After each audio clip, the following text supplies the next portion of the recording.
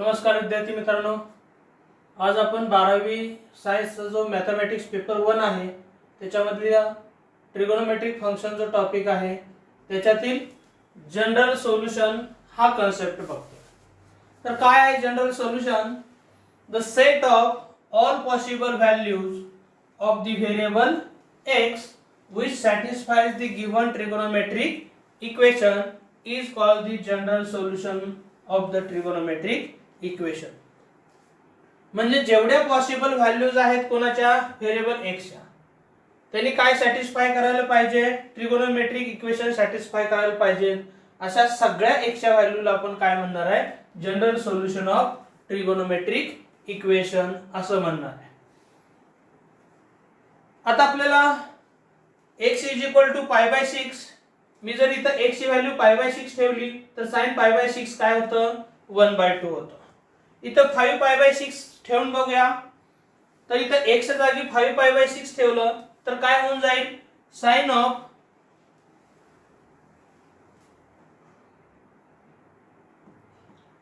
5 π/6. पण हे 5 π/6 कसं लिहिता येईल आपल्याला?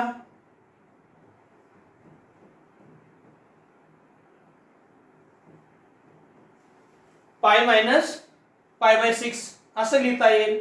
मग याच्यासाठी मी sin ऑफ a - b चा फॉर्म्युला वापरला तर काय होईल? sin pi into cos of π/6 minus cos of pi into sin of π/6 असा होईल कन्सेप्ट. पण इथं sin पाय ची व्हॅल्यू जनरली काय आहे? 0 आहे आणि cos पाय ची व्हॅल्यू काय असते? -1 असते. म्हणजे sin पाय 0 झाल्यामुळे 0 इंटू ही टर्म काय होणार आहे? कॅन्सल होणार आहे. तसंच cos पाय ची व्हॅल्यू काय होईल? -1. पण हे मायनस ऑफ मायनस काय होईल? sin π/6 आणि sin π/6 पुन्हा काय आहे? 1/2 आहे. म्हणजे 5 π/6 हे इक्वेशन पण सॅटिस्फाय करत आहे. पुन्हा आता 13 π/6 चं बघूया. तर इथं मी 5 आहे त्याच्या ऐवजी काय करतोय?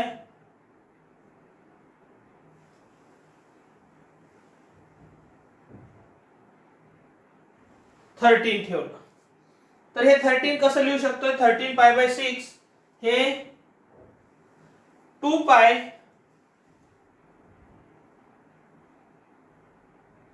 प्लस π/6. बघा 13 π/6 असं लिहू शकतोय का?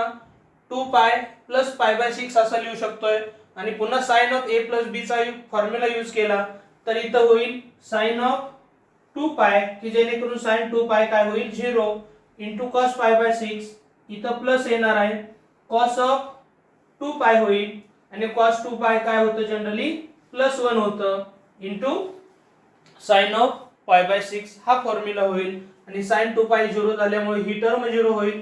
cos 2 पाय 1 आहे. 1 इंटू sin π/6 पुन्हा काय होऊन जाईल? 1/2 होऊन जाईल. म्हणजे हे पण काय करते आपल्याला? sin x = 1/2 सॅटिस्फाय करते. अजून पुढे जर बघायचं म्हटलं तर असंच इन्फायनाइटली मेनी व्हॅल्यूज आहेत की ज्या काय करतायत? sin x = 1/2 सॅटिस्फाय करतायत. मग अशा सगळ्या x च्या व्हॅल्यूला आपण काय म्हणतोय? General solution of the trigonometric equation sin x = 1/2. तर आपल्याला 0 to 2 पाय पर्यंतच्या व्हॅल्यू काढायचे नाहीत x च्या. त्या कधी काढतो आपण? प्रिन्सिपल सोल्युशनला काढतोय. आणि जनरल सोल्युशनला जेवढ्या सगळ्या पॉसिबल व्हॅल्यूज आहेत तेवढ्या सगळ्या काढायच्या. पण इथं जनरल सोल्युशन मध्ये काय होतं? तर हे ट्रिगोनोमेट्रिक इक्वेशनला इन्फायनाइटली मेनी व्हॅल्यू येत आहेत. म्हणून आपण काहीच व्हॅल्यू लिहितो आणि बाकीच्या व्हॅल्यू त्याप्रमाणे काय करतोय? आपण प्रोग्रेशन तयार करतो आणि जनरल फॉर्म्युला एकच स्टेप मध्ये लिहून आपण ते जनरल सोल्युशन कंप्लीट करतो. तर काय आहे त्याच्यासाठी? तर बघूया आपण थेरम थ्रू. तर थेरम आहे if theta belongs to r म्हणजे हा थीटा नंबर कुठलाही रियल नंबर असेल then sine of theta equal to 0 जर असेल तर थिटा इक्वल टू काय होतं n pi, where n belongs to z, आणि z हा काय आहे तुमचा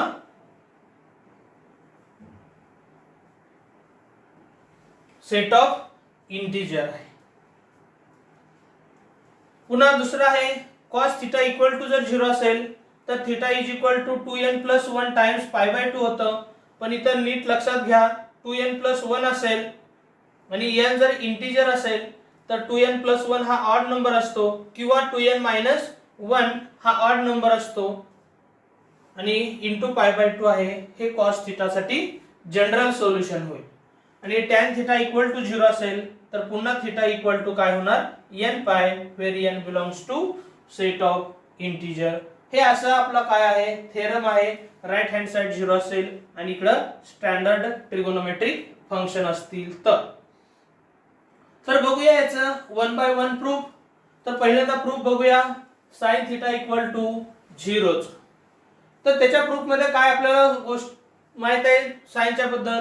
तर sin 0 0 असतं, sin पाय ची व्हॅल्यू पण 0 असते, तसं sin मायनस पाय पण 0 असतं, sin 2 पाय पण 0 असते, sin मायनस 2 पाय पण 0 आहे, sin 3 पाय पण 0 आहे, sin मायनस 3 पाय पण 0 आहे, sin 4 पाय पण 0 असतं, sin मायनस 4 पाय पण 0 असतं. म्हणजे याच्यावरून मला असं समजलं की 0 पाय, 1 पाय, मायनस 1 पाय, 2 पाय, मायनस 2 पाय, 3 पाय, मायनस 3 पाय, 4 पाय, मायनस 4 पाय, आणि असं तसंच पुढे जात जात मायनस 5 पाय प्लस 5 पाय सगळ्या व्हॅल्यू आपल्याला काय घेणार आहे ते इंटिग्रल व्हॅल्यू घेणार आहे. म्हणजे हे काय होऊन जात आहे sine of integral multiple of pi is 0 मिळतंय. हे सगळं जर आपण ऑब्झर्व केलं तर हे जनरल मध्ये कसं लिहू शकतो मी sine of integer multiple of pi काय होऊ शकतं 0. पण मी याला इंटिजर लिहिण्याच्या ऐवजी काय तर सिम्बॉल दिला म्हणजेच काय होऊन जाईल जर sin थिटा इक्वल टू 0 असेल तर तेच काय होईल sin थिटा इक्वल टू 0.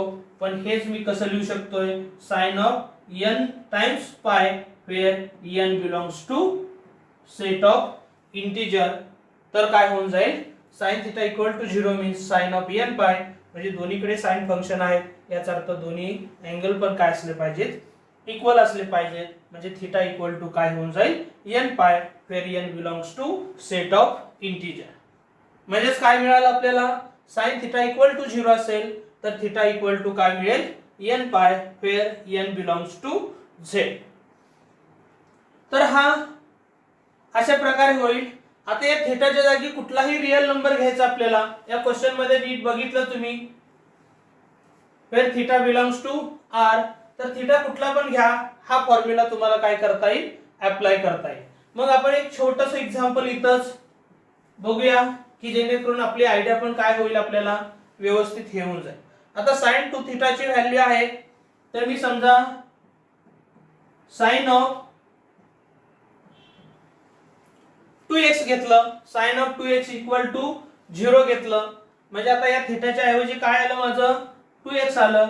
तर या सोल्युशन प्रमाणे काय होणार आहे 2x इक्वल टू इथं काय होणार आहे राइट हँड साइडचं जे n पाय आहे ते आहेच राहील पण n बिलॉंग्स टू काय होईल सेट ऑफ इंटिजर होईल. पण मला सोल्युशन काढायचं म्हणजे व्हेरिएबल याच्यामध्ये x आहे तर x ची व्हॅल्यू काढायची. म्हणजे x ची व्हॅल्यू काय होईल आपल्याला आता x is equal to n पाय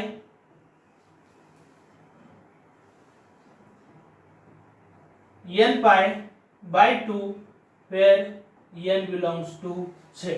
तर मला solution x is equal to काय मिळालं n pi by 2 where n belongs to z is the solution of sin 2x equal to 0. समजा मी असं एक्झाम्पल इथं घेतलं असतं याच्यामध्ये मी मुद्दाम चेंज करतोय. तर एक्झाम्पल मी असं घेतलं असतं 2/3 इंटू x घेतलं असतं तर काय झालं असतं इथं 2x/3 आहे म्हणून इथं पण काय झालं असतं 2x/3 is equal to n पाय झालं असतं. पण x इथं ठेवायचंय मला आणि 2/3 राईटला न्यायचंय म्हणजे डिनॉमिनेटरचं काय झालं असतं 3 वरती गेलं असतं, राईट हँड साइडला जाऊन न्यूमरेटरला जाणार, म्हणजे 3 इंटू n पाय, आणि हे 2 डिनॉमिनेटरला जाणार, आणि x is equal to 3n pi by 2 where n belongs to z is the solution of sine of 2x by 3 equal to 0. तर अशा प्रकारे तुम्हाला काय करता येईल, साइन ऑफ थीटा असेल इक्वल टू 0 चं सोल्युशन काय घ्यावं लागेल, theta equal to n pi where n belongs to z, आणि हा थीटा कुठलाही रिअल नंबर असेल, म्हणजे हे 2x बाय 3 काय पण असू शकतोय, जे तुमच्या मनात आहे ते, पण ते इक्वल टू काय येणार आहे राईट हँड साइडला n पाय, आणि पुन्हा आपल्याला मात्र काय करायचं असतं, व्हेरिएबलची व्हॅल्यू फाइंड आउट करायची, म्हणजे अननोनची व्हॅल्यू आपल्याला द्यायची. तर हे झालं पहिल्या स्टेटमेंटचं प्रूफ. 2 नंबरचं काय दिलं होतं, cos थीटा इक्वल टू 0, त्याचं आपल्याला काय करायचंय, प्रूफ बघायचंय. आता बघूया. तर cos x is equal to 0 होतं, म्हणजे राईट हँड साइडला 0 आहे, म्हणजे अशा कुठल्या अँगल साठी आपल्याला कोसाइन मध्ये 0 मिळतंय ते पण बघूया. तर cos पाय बाय 2 0 असतं, हे पण आपल्याला माहित आहे. पुन्हा cos of minus pi by 2, पण इथं cos पाय बाय 2 ची जर व्हॅल्यू माहित असेल तर cos ऑफ मायनस थीटा पुन्हा cos थीटा होतं, त्याप्रमाणे cos of minus pi by 2 घेतलं तर ते पण 0 होतं. पुन्हा cos ऑफ 3 पाय बाय 2 म्हणजे cos 270 काय असतं, 0 असतं. पुन्हा cos ऑफ मायनस 270 0 आहे. पुन्हा पुढे तसंच cos ऑफ 5 बाय 2 0 होतं, cos ऑफ मायनस 5 पाय बाय 2 0 होतं, आणि cos ऑफ 7 पाय बाय 2 0, तसंच cos ऑफ मायनस 7 पाय बाय 2 0. म्हणजे हे काय होतंय, हे पाय बाय 2 जर सोडलं तर इथं मल्टिप्लायर 1 आहे, इथं मायनस 1 आहे, इथं पाय बाय 2 सोडलं तर मल्टिप्लायर 3 आहे, इथं -3, 5 -5, 7 -7. म्हणजे हे जर नंबर बघितले तर मला 1 3 1 -1 3 -3 5 -5 7 -7 हे तर सगळे ऑड नंबर दिसत आहेत. आणि जर ऑड नंबर असेल तर ऑड नंबर मला लिहिताना कसं लिहावा लागतो, जर ऑड नंबर असेल तर तो 2n प्लस 1 तर लिहू शकतो, किंवा 2n मायनस 1 तर लिहू शकतो. मग बघूया. तर हे काय होतं याच्या प्रमाणे, तर cosine of odd integral multiple of पाय बाय 2 काय होऊन जातंय, 0 होऊन जातंय. मग हे झालं वर्ड मध्ये. मग ऑड इंटिग्रल मल्टिपल आहे, ते ऑड इंटिग्रल कसं लिहितोय आपण, 2n प्लस 1 किंवा 2n minus 1 times pi by 2. हे जर 0 म्हटलं तर ते सिंबॉलिकली कसं लिहिता येईल, cos of odd integer into pi by 2 काय मिळते आपल्याला, थोडक्यात 0 मिळून जातंय. पण ऑड इंटिजर कसं लिहितोय आपण, 2n प्लस 1 लिहितोय, इंटू हे पाय बाय 2 हा अँगलचा पार्ट आहे, म्हणजे cos of 2n plus 1 times pi by 2 काय मिळते मला, 0 मिळते. म्हणजे काय झालं थोडक्यात, cos theta equal to 0 implies cos theta equal to काय होऊन जाईल, cos of 2n plus 1 times pi by 2. याचा अर्थ दोन्हीकडे कोसाइन फंक्शन आहे, म्हणजे अँगल इक्वल टू अँगल असला पाहिजे, पण त्यावेळेस हा इंटिजर मात्र काय पाहिजे, n हा काय पाहिजे, इंटिजर पाहिजे. म्हणजे आपल्याला मिळून गेलं cos theta equal to 0 implies theta equal to 2n plus 1 times pi by 2 where n belongs to z. मग याच्याशी रिलेटेड छोटंसं एक्झाम्पल बघूया, आणि आपल्याला हा थीटा कुठला घ्यायचा आहे, कुठलाही रिअल नंबर घ्यायचा आहे. तर मग काय करूया आपण, याच्यासारखं example, cos of 2x is equal to 0 आहे, हे ट्रिगोनोमेट्रिक इक्वेशन, याचं आपल्याला जनरल सोल्युशन फाइंड आउट करायचं आहे. पण हे 2x ला मी थोडा वेळ थीटा मानलं तर हे theta equal to solution directly येतो इथं, तर इथं काय होणार आहे, 2x is equal to 2n plus 1 times pi by 2 where n belongs to set of integer. तर हे जनरल सोल्युशन देताना हा तुम्हाला n नेमका कुठला आहे ते सुद्धा मेन्शन करणं गरजेचं आहे. जर तुम्ही हे n मेन्शन नाही केलं तर मी रॅशनल घेऊ शकतोय, रिअल नंबर घेऊ शकतोय, n काय पण घेऊ शकतोय, तर हे तुम्हाला मेन्शन करावं लागेल, की जेणेकरून आपलं जे सोल्युशन आहे ते 100% परफेक्ट राहील, कुठल्याही n साठी विचार केला तरी. म्हणजे आता इथं जर n बिलॉंग्स टू z झालं घेतलं तर तुम्हाला n हा इंटिग्रल साठीच विचार करावा लागेल. आता इथं 2 आहे, हे 2 ला जर मी राईटला शिफ्ट केलं तर हेच काय होऊन जाईल, x इज इक्वल टू, हे उजव्या साईडला जाऊन इथं डिनॉमिनेटरला जाऊन याला अप्रोच केलं तर हेच होऊन जाईल 2n plus 1 into pi by 4 where n belongs to z. तर हे काय होईल आपलं जनरल सोल्युशन. आता हे जनरल सोल्युशन आहे, त्याच्यात इन्फायनाइटली मेनी व्हॅल्यू आहेत. बघा n ची व्हॅल्यू 0 ठेवली तर 0 into 2 plus 1 1 times pi by 4 होईल, हे याचं सोल्युशन. n ची व्हॅल्यू -1 ठेवली दुसरं सोल्युशन, प्लस 1 ला तिसरं, 2 ला चौथं, असं जसं n च्या व्हॅल्यू चेंज कराल तसे तुम्हाला इन्फायनाइटली मेनी सोल्युशन मिळणार आहेत, म्हणजे इन्फायनाइटली मेनी x च्या व्हॅल्यू होणार आहेत आणि हे तुमचं काय असेल जनरल सोल्युशन असेल.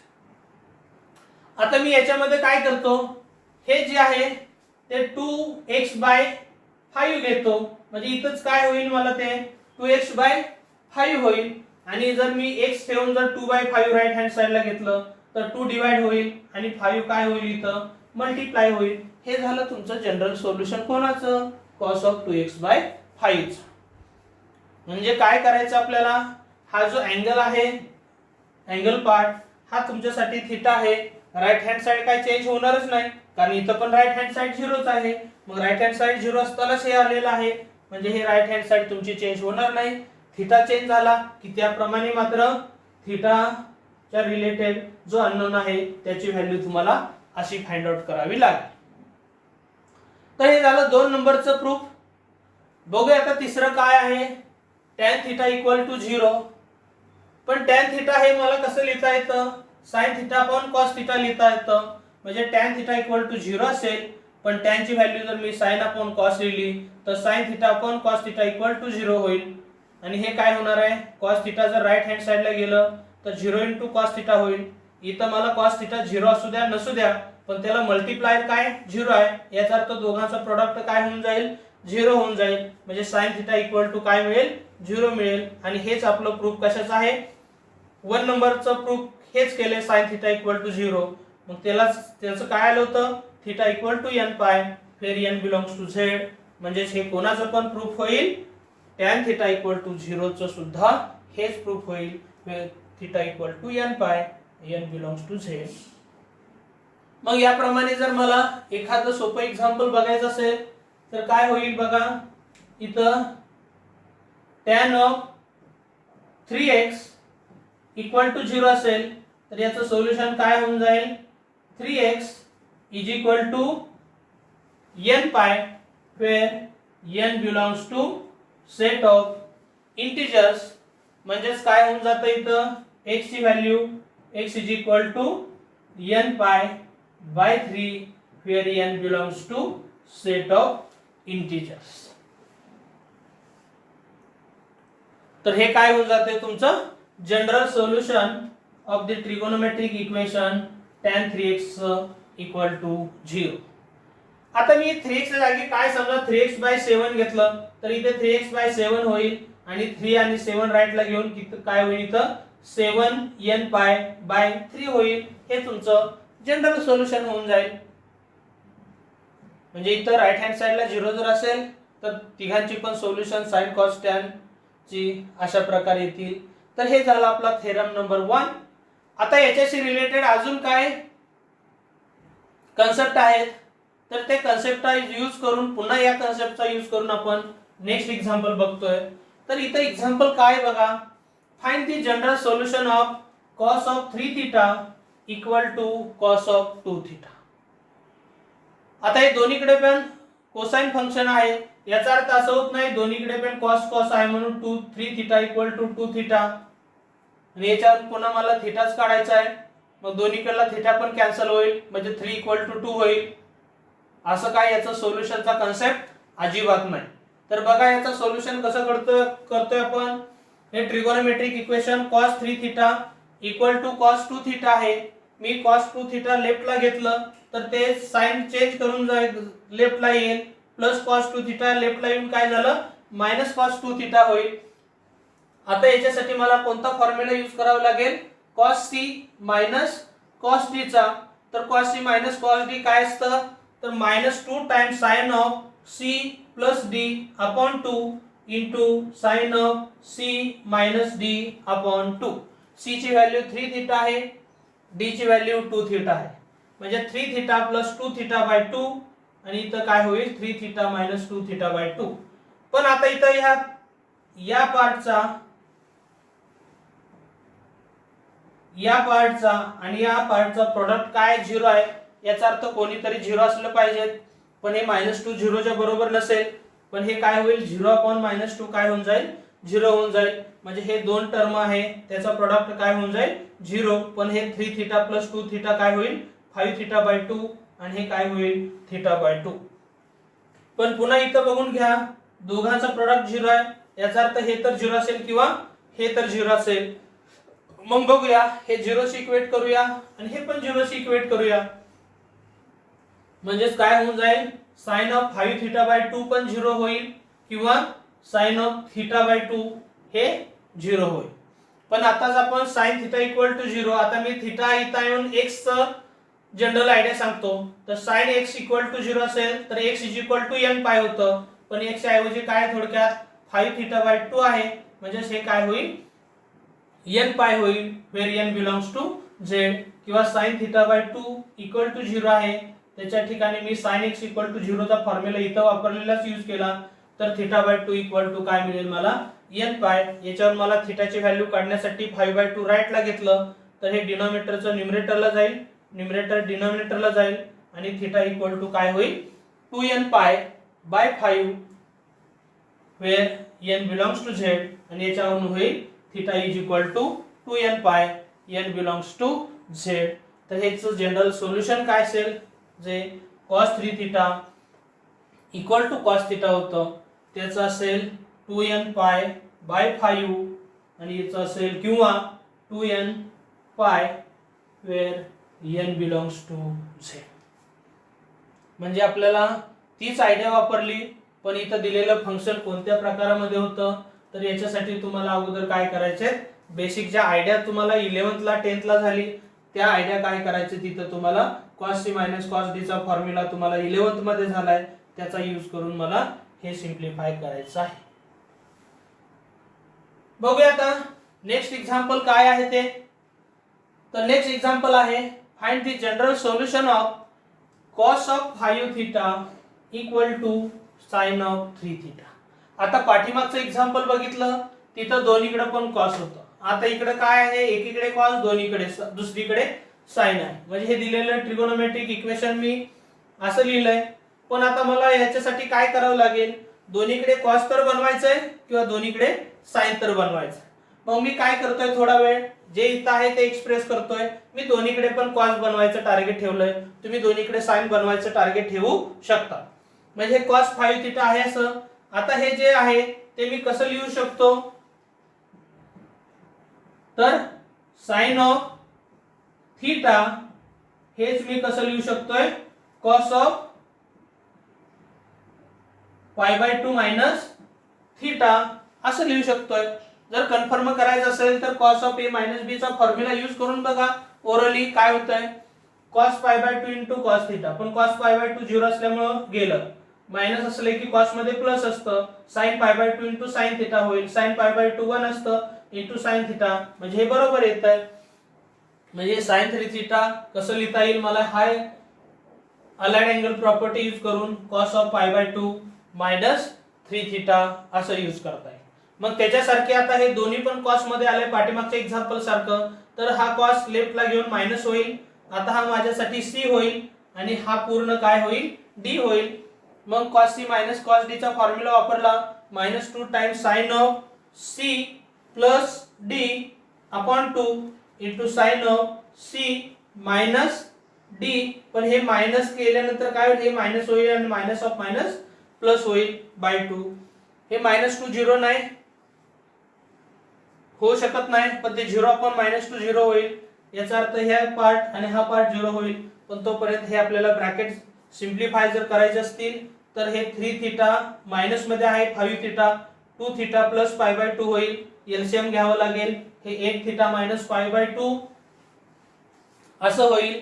मग हे जर केलं तर अशा प्रकारे अँगल मिळत आहेत आपल्याला आणि याचा एलसीएम घेतला तर 4 थिटा प्लस पाय अपॉन 2 आणि अपॉन 2 केलेला आणि हे 2 काय होऊन जाईल 4. तसंच इथं काय होईल 16 theta minus pi upon 2 equal to 0 होऊन जाईल.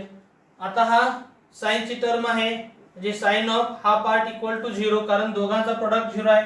याचा अर्थ हा तर 0 किंवा हा तर 0 असला पाहिजे म्हणून हा 0 शी इक्वेट करतोय किंवा दुसरा पार्ट 0 शी इक्वेट करतोय. मग sin x इक्वल टू 0 असेल तर x इक्वल टू काय होतं n पाय. फिर n बिलॉंग्स टू z पण x च्या जागी हा टर्म आहे म्हणून i शी घेतली. पुन्हा इथं सेम म्हणजे हे पार्ट इक्वल टू काय होईल n पाय फिर n बिलॉंग्स टू z होईल. आता माझं दुसरं काम काय हे 4 राईटला घेऊन जातो हे 2 राईटला घेऊन जातो म्हणजे नेक्स्ट स्टेप काय होऊन जाईल 4 theta plus pi is equal to 4n pi फिर n बिलॉंग्स टू z आणि 16 theta minus pi equal to जो डिनॉमिनेटरला 2 होता तो राईटला जाऊन 2n पाय होईल. माझं टार्गेट आहे थिटा फाइंड आउट करायचं. मग आता 4 थिटा प्लस पाय आहे म्हणजे अगोदर मला काय करावं लागेल प्लस पायला राईटला शिफ्ट केलं तेच मायनस पाय होईल. इथं मायनस पायला राईटला शिफ्ट केलं तेच प्लस पाय होईल. आणि मला आता थिटाची व्हॅल्यू काढण्यासाठी काय करावं लागेल याला 4 ने डिवाइड करावं लागेल म्हणजे थिटा राहील इथं आणि 4n pi minus pi upon 4 होऊन जाईल. आणि थिटाची व्हॅल्यू काढण्यासाठी काय करावं लागेल 16 न थ्रॉट डिवाइड करावं लागेल म्हणजे 16 न डिवाइड केलं इथं थिटा राहील आणि हे डिवाइडेड बाय 16 होईल फिर n बिलॉंग्स टू z. तर ही तुमच्यासाठी महत्त्वाची कंडिशन आहे. मग इथं मी 4 ने सेपरेट डिवाइड केलं तर 4 ला 4 कॅन्सल जाईल n pi minus pi by 4 होईल आणि इथं जर सेपरेट डिवाइड केलं तर n pi bye 8 plus pi by 16 फिर n बिलॉंग्स टू z. तर हे किंवा हे तुमचं काय असेल सोल्युशन असेल हे जे दिलंय त्याच्याशी रिलेटेड. तर अशा प्रकारे तुमचं sin theta equal to 0 sin theta equal to 0 चं प्रूफ झालं. cos थिटा इक्वल टू 0 चं प्रूफ झालं आणि tan थिटा इक्वल टू 0 चं प्रूफ झालं. तर याचं काय होतं theta equal to n pi where n belongs to z. इथं theta equal to 2n plus 1 times pi by 2 where n belongs to 0 आणि tan थिटा इक्वल टू 0 चं काय होतं n pi where n belongs to 0. तर हे आपला theorem number 1 झाला general solution साठी. आता नेक्स्ट लेक्चर साठी आपण काय बघणार आहे पुन्हा दुसरा थेरम बघतोय.